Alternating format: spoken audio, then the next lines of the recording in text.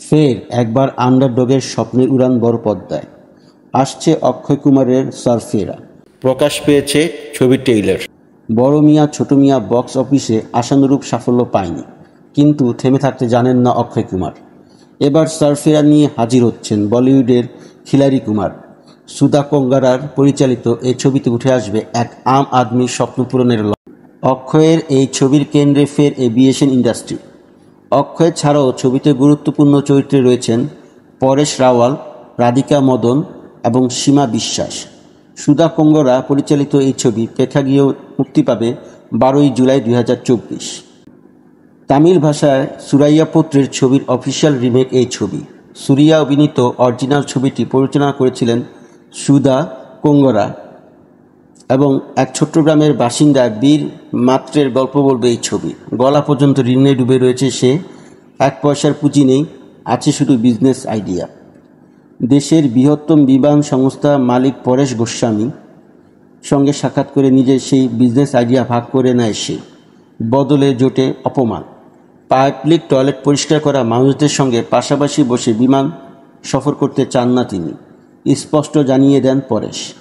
এই অপমান হজম করে অক্ষয় সিদ্ধান্ত নেয় যে তিনি তার স্বপ্নকে বাস্তবে পরিণত করবে, তিনি লড়ে যাবেন। এমনকি এই অপমান হজম করে অক্ষয় সিদ্ধান্ত নেন যে তিনি তার স্বপ্নকে বাস্তবে পরিণত করার জন্য তিনি লড়ে যাবেন। এমনকি বিমান ভ্রমণকে সবার জন্য সাশ্রয়ী করার চেষ্টা, মাত্র 1 টাকার ফ্লাইটের টিকিট বিক্রি করবেন।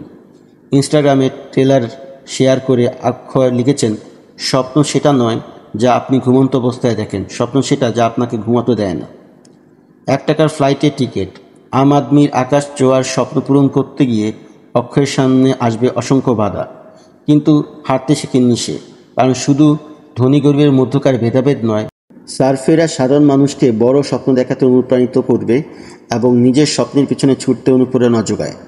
লোকে কি বলল, কি ভাবলো তা না ভেবে নিজের স্বপ্নের পিছু ধাওয়া করার নামই তো জীবন। শ্রেণী, জাতপাত এবং ক্ষমতাশীলের বিরুদ্ধে সর্বোপরি দেশের আর্থ সামাজিক কাঠামোকে চ্যালেঞ্জ করে এই আন্ডারডগের গল্প। অক্ষয় কুমারের আসন্ন চলচ্চিত্র সারফেরা ট্রেলারটি 18 জুন মঙ্গলবার 2024 মুক্তি পেয়েছে। ট্রেলারে সুপারস্টার অভিনয়ে দর্শকদের মুগ্ধতা ছড়িয়েছে। সিনেমাটি একটি অনুপ্রেরণামূলক গল্প নিয়ে তৈরি। এই সিনেমাটি জি.আর. গোপীনাথ নামে এক ক্যাপ্টেনের জীবনের উপর রচিত হয়েছে। কে এই ক্যাপ্টেন? 13 নভেম্বর 1951 সালে কর্ণাটকের একটি ছোট গ্রামে একটি তামিল পরিবারে জন্মগ্রহণ করেন জি.আর. গোপীনাথ NDA।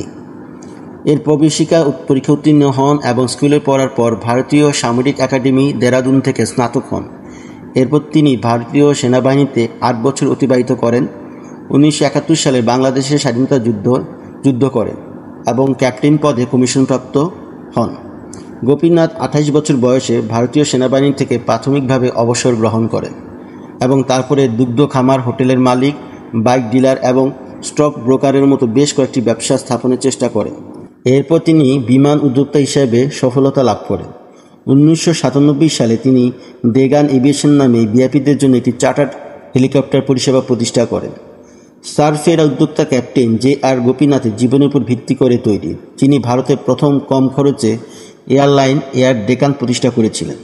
অক্ষয় কুমার অভিনীত একাধিক জাতীয় পুরস্কার বিজয়ী তামিল চলচ্চিত্র সুরাইয়া পুত্রের রিমেক, যেটি 2020 সালে অ্যামাজন প্রাইম ভিডিওতে সরাসরি থেকে ডিজিটাল রিলিজ হয়েছিল। তামিল ছবিতে সুরাইয়া মারার প্রধান ভূমিকায় অভিনয় করেছিলেন এবং সবাইকে অনুপ্রাণিত করেছিলেন। গোপীনাথের জীবন থেকে তিনি হিন্দি রিমেকের সহ-প্রযোজনা করেছেন এবং সারফেরাতে একটি কমেডি চরিত্র দেখা যাবে।